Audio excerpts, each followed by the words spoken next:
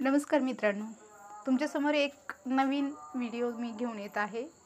कारण माझं जे चॅनल आहे ते एज्युकेशनल चॅनल आहे आणि त्या चॅनलवर फक्त स्कूल रिलेटेड आणि एज्युकेशन म्हणजे स्टडी रिलेटेड व्हिडिओ मी त्यावर अपलोड करत असते. परंतु मित्रांनो, आज मी थोडासा वेगळा व्हिडिओ आज माझ्या चॅनलवर टाकते, कारण हा प्रॉब्लेम मला फेस करावा लागला, म्हणून हा प्रॉब्लेम मी तुमच्याबरोबर शेअर करते. तर मित्रांनो, ज्यावेळेस आपले न्यू यूट्यूबर असतात आणि त्यांचे $100 कंप्लीट झाल्याच्या नंतर जे पेमेंट यायचं असतं, त्यावेळेस आपल्याला गुगल अकाउंटला आपलं जे बँक अकाउंट जे आहे ते कनेक्ट करावं लागतं. आणि त्यासाठी आपल्याला कोणत्या कोणत्या स्टेप्स किंवा यूट्यूब पॉलिसी आहेत त्या आपल्याला पार करावे लागतात. त्यासाठी मी हा व्हिडिओ केलेला आहे आणि तोच प्रॉब्लेम मला फेस करावा लागला, म्हणून मी तुमच्याबरोबर आज शेअर करते.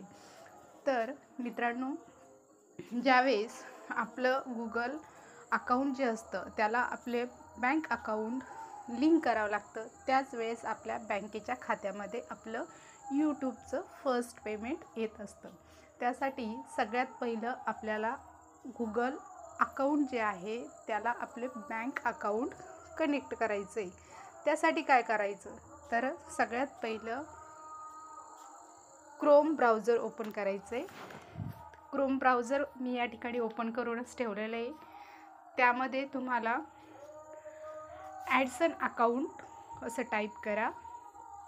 ॲडसन अकाउंट टाईप केल्याच्या नंतर सगळ्यात पहिली जी लिंक आहे त्यावर तुम्ही क्लिक करायचे. त्यावर क्लिक केल्याच्या नंतर अशा प्रकारचा इंटरफेस तुमच्या समोर येईल. नंतर या ठिकाणी ज्या 3 डॉट्स दिसतात त्या 3 डॉटवर क्लिक करा. बघा, या ठिकाणी पेमेंट अशा प्रकारचं एक तुम्हाला लिंक दिसेल किंवा एक नाव दिसेल, त्या ठिकाणी तुम्हाला क्लिक करायचे. पेमेंटवर क्लिक केल्यानंतर खाली परत एक स्टेप येईल, पेमेंट इन्फो, त्यावर क्लिक करा.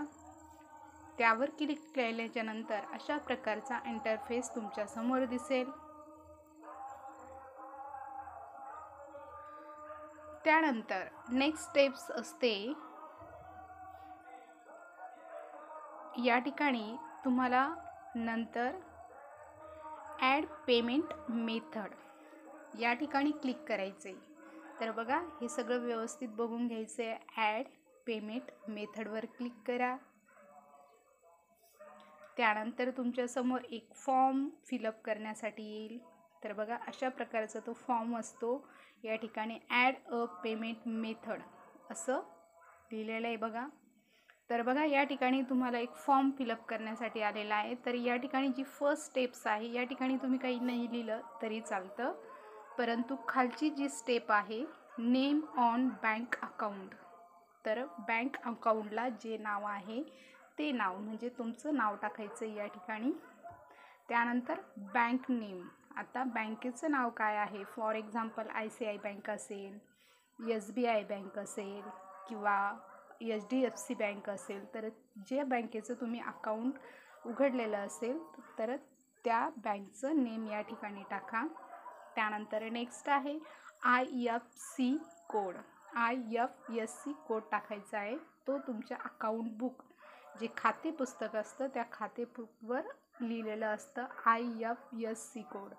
त्यानंतर स्विफ्ट कोड, आता हा तुमच्या अकाउंट बुकवर नसतो, त्यासाठी तुम्हाला बँकेमध्ये जाऊन जे कॅशियर आहे त्यांना किंवा मॅनेजर आहेत त्यांना विचारून हा स्विफ्ट कोड या ठिकाणी तुम्हाला फिलअप करायचा आहे, लिहायचा आहे. त्यानंतर नेक्स्ट स्टेप्स आहे अकाउंट नंबर. तुमचा अकाउंट नंबर म्हणजे खाते पुस्तकावरील त्या खाते पुस्तकाचा नंबर या ठिकाणी तुम्हाला फिलअप करायचा आहे. त्यानंतर नेक्स्ट स्टेप्स आहे रिटाईप अकाउंट नंबर, तर या ठिकाणी परत तेच अकाउंट नंबर या ठिकाणी तुम्हाला टाकायचा आहे. आता ह्या सर्व स्टेप्स कंप्लीट केल्याच्या नंतर खाली तुम्हाला एक सेव्हचं ऑप्शन आहे बघा. या ठिकाणी सेव्ह ऑप्शनला क्लिक करायचं आहे आणि हा जो पूर्ण फिलअप केलेला फॉर्म जो आहे तो तुम्ही सेव्ह करायचा आहे. थँक्यू. व्हिडिओ आवडला असेल तर लाईक शेअर सबस्क्राईब करायला विसरू